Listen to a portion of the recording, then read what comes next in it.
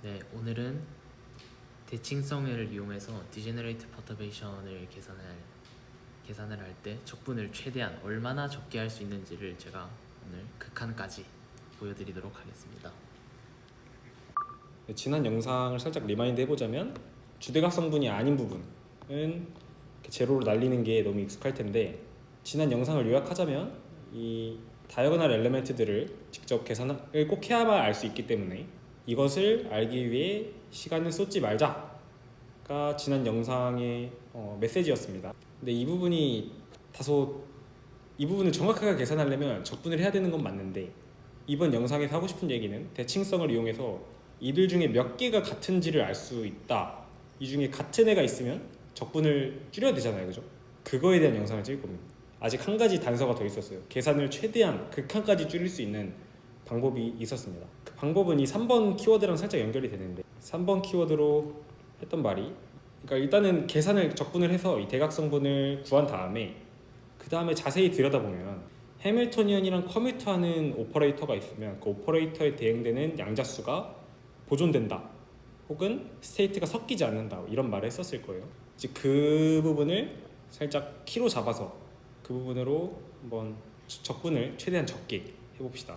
그래서 이번에 제가 예시로 가져온 거는 가시오로비치 14장에 있는 헬륨 First Excited 에너지 주니의 이제 에너지 퍼터베이션 구하는 건데, 여기서 에너지 퍼터베이션이라는 거는 그 청력, 리펄시브 포스 텀을 이제 추정하는 그 계산을 할 때 퍼터베이션 스토리를 쓰기 때문에 그 부분은 계산을 예로 들 거고, 간단하게 먼저 다시 리마인드를 해보자면 파동함수 이렇게 잡아야 되는 이유는 뭐 스파셜 파트, 스핀 파트 하나 대칭이면 하나 반대칭해야 되고, 뭐 그 진부한 얘기죠. 그리고 트리플렛 뭐 이렇게 3개 있고, 그랬을 때 해밀토니언, 그러니까 퍼터베이션이 다음과 같이 주어질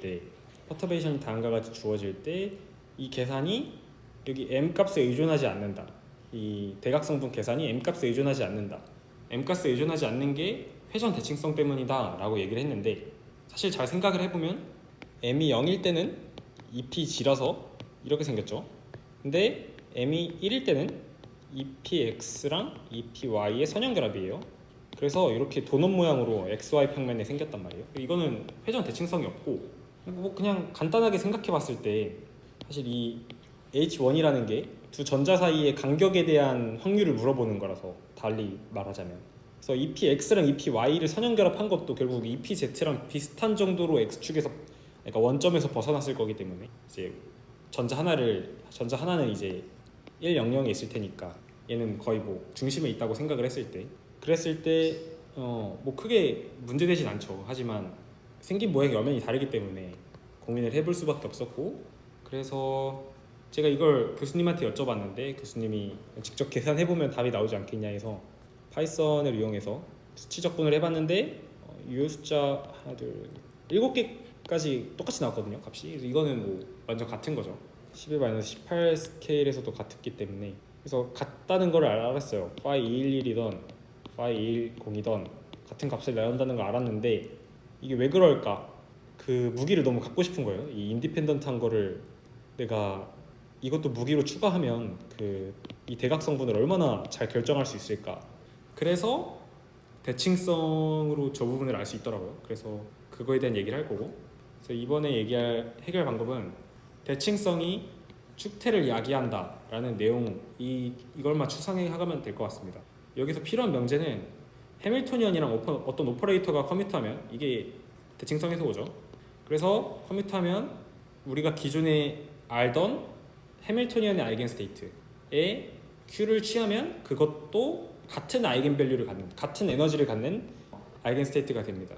근데 일반적으로 그러면 그러니까 항상 디제너레이트 해야 될 수도 있다 생각하는데, 모든 시스템에 대해서 그렇지 않은 이유는 얘네 두 개가 디스팅트하지 않을 수 있죠. 그러니까 프사이 앤 프라임이 새로 알게 된 애가 기존 거랑 뭐 상수배만큼만 차이가 나면 그러면은 의미가 없는 일이잖아요. 근데 이러지 않을 게 존재할 조건이 좀 복잡한데, 해밀토니언이 큐런 오퍼레이터랑 커뮤트하고 해밀토니언이 감마란 오퍼레이터랑 커뮤트하는데 이 둘은 서로 커뮤트하지 않는 경우, 이런 경우에는 항상 존재합니다. 축태가 항상 돼요. 이게 대표적인 예시가 디스팅트하게 항상 존재하는데, 그게 대표적인 예시가 수소 원자 같은 경우에 L1이랑 L2랑 혹은 뭐 달리 말하면 L 플러스 마이너스 둘은 해밀토니언이랑 커뮤트하지만 이 둘은 서로 커뮤트하지 않기 때문에 여기서 일어나는 그 디저너레시가 2L 플러스 1개가 있고 여기 R분의 1에서 나타나는 특수성 때문에 포텐셜의 특수성 때문에 N 제곱계까지 늘어나는. 그래서 여기 다 알아가실 거는 대칭성이 디저너레시를 야기한다. 이제 이 명제를 어떻게 적용시킬 거냐면 전혀 상상이 안 가는데 할 수 있습니다. 그래서 해밀토니안이 전체 해밀토니안이 지금 이렇게 잘 우리가 아는 해밀토니안 계산할 수 손으로 풀 수 있는 해밀토니안 변수 분리가 되니까 되는 해밀토니안이랑 그리고 이 리펄시브 포스 텀을 반발력 텀을 퍼터베이션이라 생각을 해서 물론 퍼터베이션은 아니지만 퍼터베이션으로 지금 생각하고 계산할 때 파동함수를 이렇게 잡는 건 너무 진부하니까 얘기 안 하고 사실 그렇게 진부하진 않아요. 이게 스파셜 파트의 시메트릭 그리고 싱글렛이니까 스핀 파트의 안티 시메트릭이잖아요. 이거를 이런 경우만 생각해도 되는 이유가 모든 함수는 대칭인 부분이랑 비대칭인 부분의 반대칭인 부분의 선형 결합으로 쓸 수 있기 때문에 얘는 당연히 xy 플러스 yx겠죠. 2분의 1 이렇게 나눠 쓸 수 있기 때문에 잘 정리를 해보면 항상 이렇게 해도 문제가 되지 않는다. 이렇게 1버트 공간을 구성해도 베이시스를 잡아낼 수 있다라는 걸 알 수 있습니다. 여담이었고 그래서 총 몇 개야? 이 에너지 퍼스트 익사이티드 스테이트 경우에 기존에 알고 있는 해밀토니안의 아이겐 스테이트에 한해서 N1, N2가 2, 1이랑 1이 될 수 있으니까 디저너레시가 16개 나오겠죠. 왜냐면 이 싱글렛, 트리플렛에서 4개 나오고 1일 때 M은 1이고 그러니까 L이 1일 때는 M이 3개 나오고 L이 0일 때 M이 1개만 나와서 그래서 6개 나옵니다. 4 곱하기 4. 근데 잠시 리마인드를 해보면 다이아고널라이즈 시키는 거 여기 주대각성분이 아닌 부분이 0이 되는 거는 너무 쉽고 논 다이아고널 성분 얘네들을 이제 알 수 없다 했잖아요. 그런데 우리가 지금 알는 게 이 해밀토니안 지금 퍼터베이션 해밀토니안 1 H1이 너무 대칭성이 좋죠. 지금 L이랑 커뮤트합니다. 그죠? 가운동량 모든 성분이랑 커뮤트하기 때문에 M이랑 L이 컨설브 되게 만들 수 있다라고 했어요.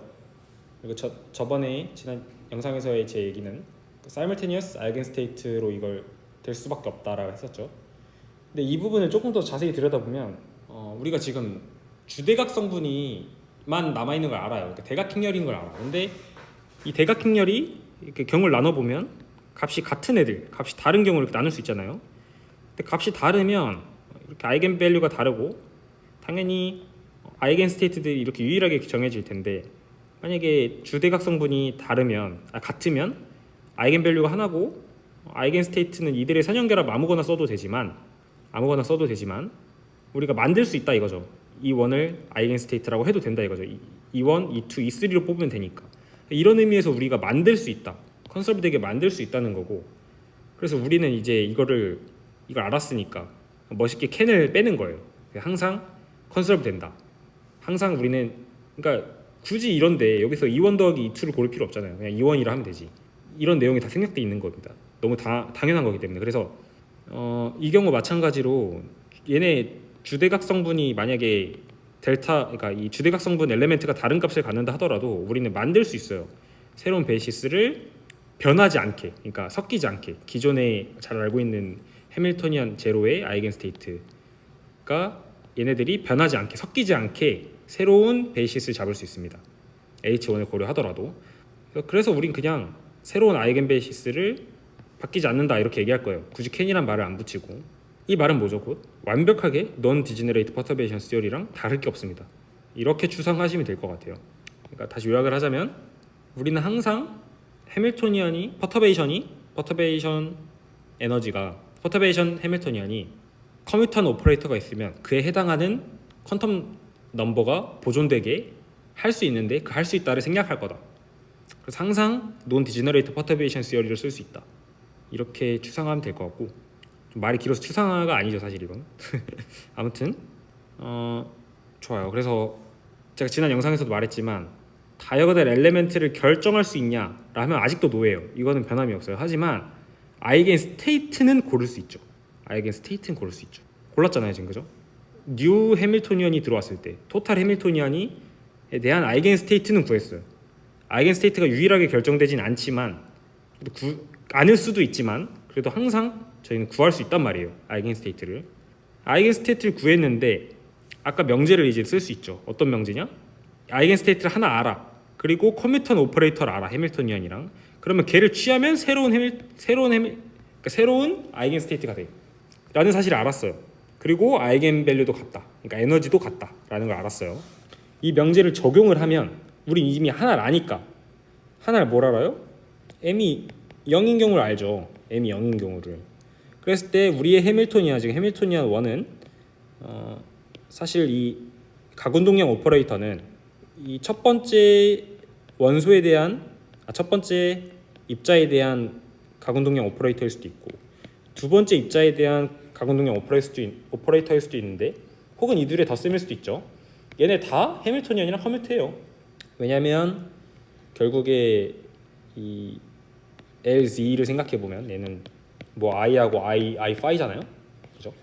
카르테시안 코디네이트에서 생각했을 때, 퀀타이제이션 시켰을 때 여기에 얘가 첫 번째 입자인지 두 번째 입자든지 간에 얘는 무관하잖아요. 스칼라니까 그죠? 너무 자명하죠. 그래서 이로부터 말할 수 있는 게 m이 0인 경우에 아이겐 스테이트가 아이겐 밸류 2에 대응된다. 죄송해요, 못하네요. 아이겐 밸류 2에 해당하고 아이겐 밸류 2에 해당한다 할 때 그랬을 때 그러니까 토탈이란 말은 입자 첫 번째 거랑 두 번째 거 더한다는 말이에요. 두 개 더한단 말.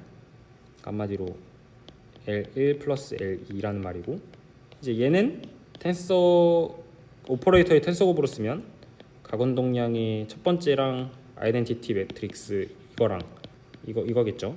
이걸 말하는 거겠죠. 그래서 올림연산자, 내림연산자를 적용해서 얘네 둘은 해밀토니안이랑 커뮤트해요. 왜냐 모든 가운동량 성분이 다 커뮤트하니까.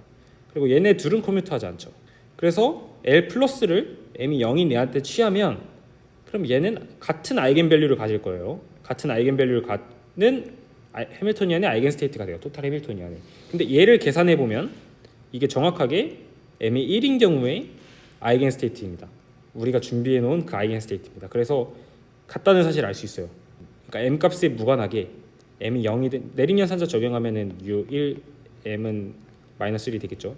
얘네 셋 다 얘를 기준으로 올림연산자, 내림연산자를 취하내고 얘네들은 같은 아이겐 밸류를 갖고 그리고 뉴 해밀토니안의 토탈 해밀토니안의 아이겐 스테이트가 된다라는 사실을 알기 때문에 그러니까 에너지가 같으니까 이 에너지는 퍼터베이션이 없을 때 에너지랑 퍼터베이션이 들어올 때 에너지인데 퍼터베이션이 없을 때 에너지는 축퇴되어 있는 거 이미 알고 있고 새로 들어온 애도 같아야겠죠. 그러니까 퍼터베이션 된 그 델타 E도 같아야 된다. 그래서 주대각 성분이 변함이 없다는 거를 알 수 있죠.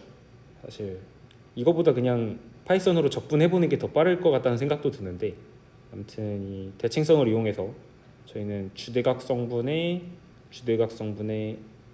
그러니까 요 주대각 성분도 계산을 안 해보고 나름 어느 정도 상강하게 얻어낼 수 있다 하면 될 것 같고 여기서 가장 얻어가야 될 스토리는 이거 같아요. 이 내용인데 주대각 성분은 그러니까 주대각 성분이 아닌 부분이 0인 건 너무 쉬우니까 얘기를 안 하더라도 주대각 성분은 페이지 넘어가서 새로 적을게요.